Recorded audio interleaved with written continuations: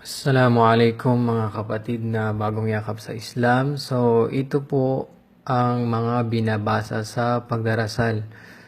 Ito po ang mga binabasa sa pagdarasal na dapat ninyong isaulo upang maging madali o mapabilis ang pagdarasal ninyo at hindi kayo mahirapan. Once na nasa ulo nyo ang mga binabasa sa pagdarasal, so hindi na po kayo mahihirapang magdasal. So ito po ang tamang pagbigkas o pagbasa sa mga binabasa sa pagdarasal.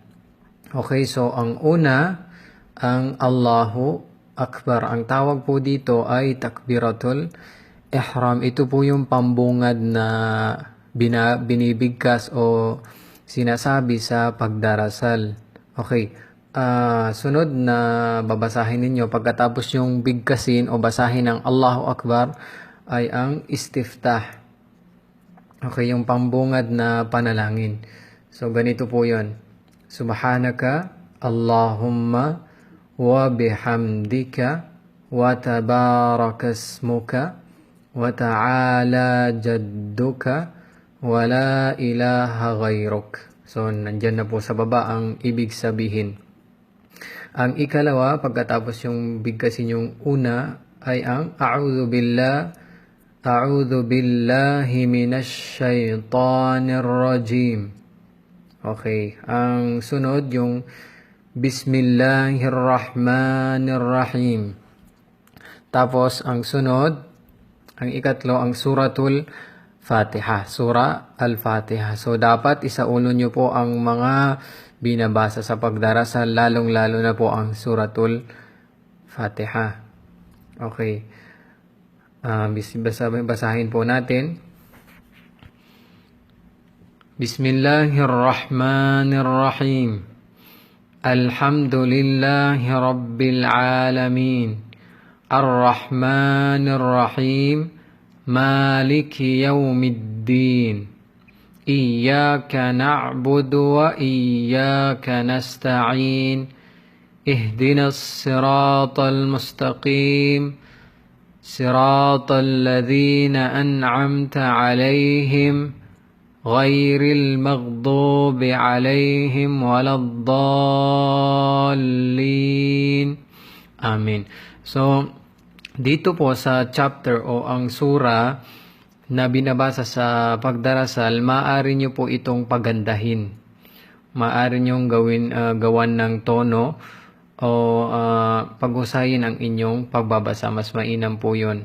Okay. Pagkatapos yung basahin ang Surah Al-Fatiha, okay, so ang isunod naman po, ang pang-apat, kung meron po kayong sa ulo o kabisado mula sa Quran na chapter o surah, so isunod nyo po yon.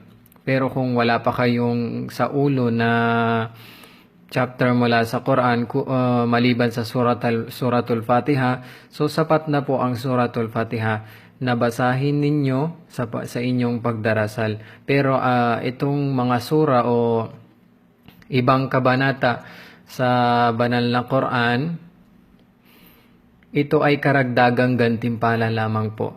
Okay.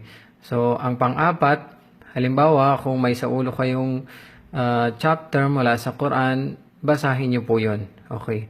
Ang Suratul Ikhlas. Suratul Ikhlas. Babasahin ko po ang Suratul Ikhlas. Isa sa mga sura o chapter sa Quran. Bismillahirrahmanirrahim. Qul huwallahu ahad. Allahus samad. Lam yalid wa lam yulad. Wa lam yakul lahu kufuwan ahad.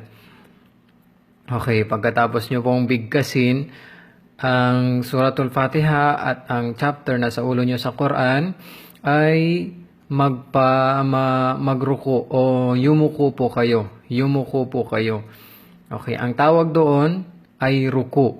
Ang tawag doon ay ruku. Anong babasahin doon sa ruku o pagyuko? Muling basahin yung Allahu Akbar. Tapos yumuko at basahin ang Subhana Rabbiyal Azim ng 3 ulit. Subhana Rabbiyal Azim, Subhana Rabbiyal azim. So, nandyan na po ang kahulugan sa baba.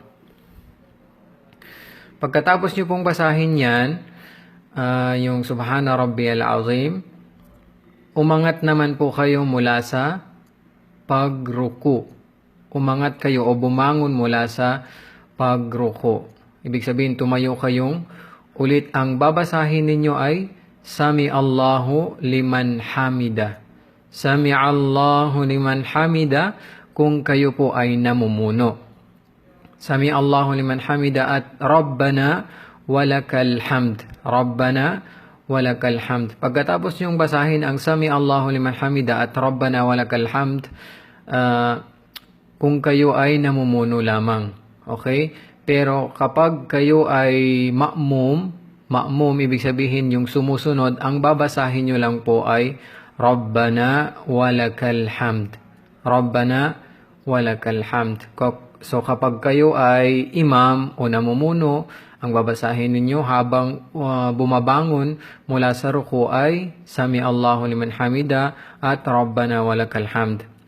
Pero kung kayo ay sumusunod lamang, ang babasahin nyo lamang po ay Rabbana walakal hamd habang bumabangon mula sa ruku o pagyuko.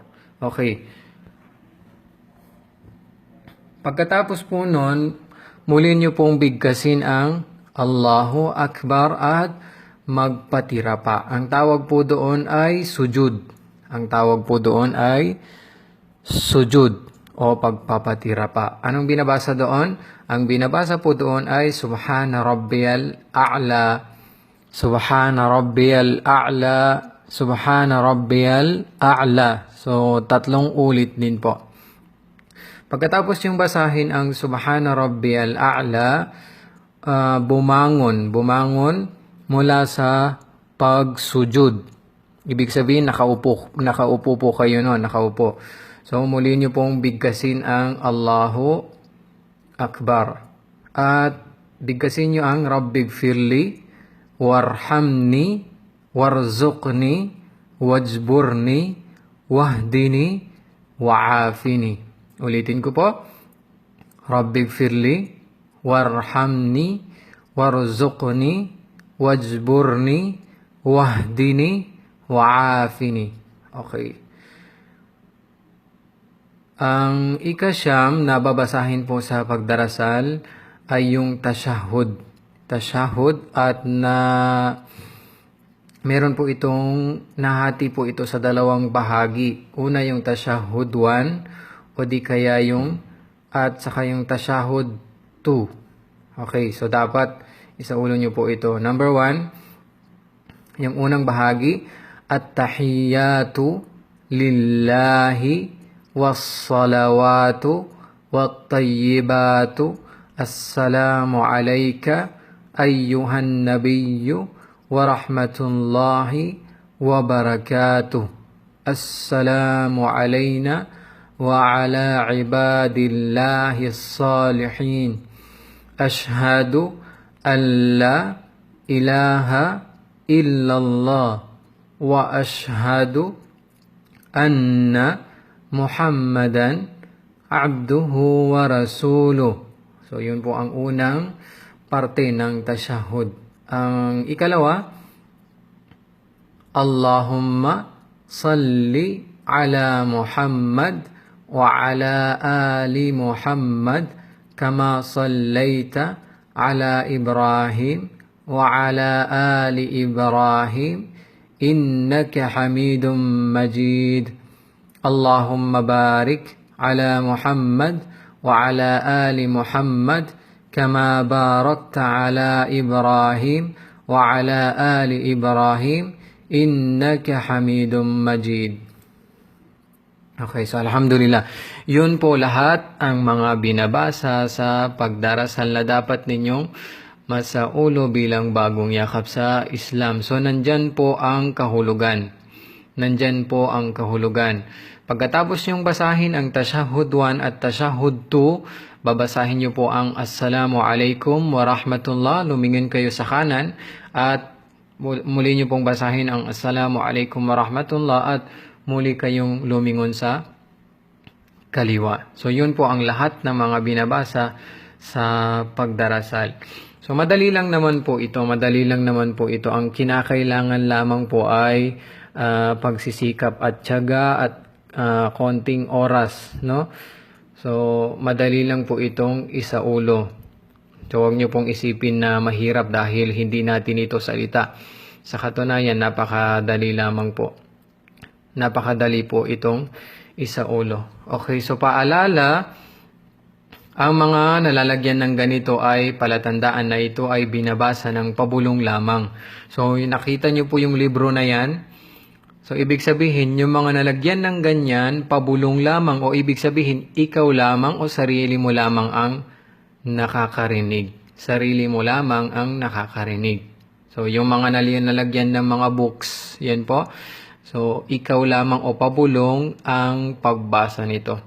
Ikalawa, ang subhanaka Allahumma, yung pambungad o al-istiftah, at saka yung a'udhu billahi minasyaitanir rajim, bismillahirrahmanirrahim, ay sa unang raka'ah. Ibig sabihin sa unang unit lamang ito babasahin. Sa ikalawa, ikatlo, ikaapat na raka'ah, tulad ng Dhuhr, Asar, at saka Isha, so hindi na po babasahin ang subhanaka Allahumma hanggang huli at a'udhu billahi minasyaitanir rajim hanggang a'udhu billahi minasyaitanir rajim sa ikalawang raka'a, ikatlong raka'a o ikaapat na raka'a. So babasahin lang po ito sa pinakaunang raka'a o unit ng sala. So naway nakapagbigay ng benepisyo o tulong sa inyo ang video na ito. So marapat sa bawat Muslim na isa pamuhay o pag-aralan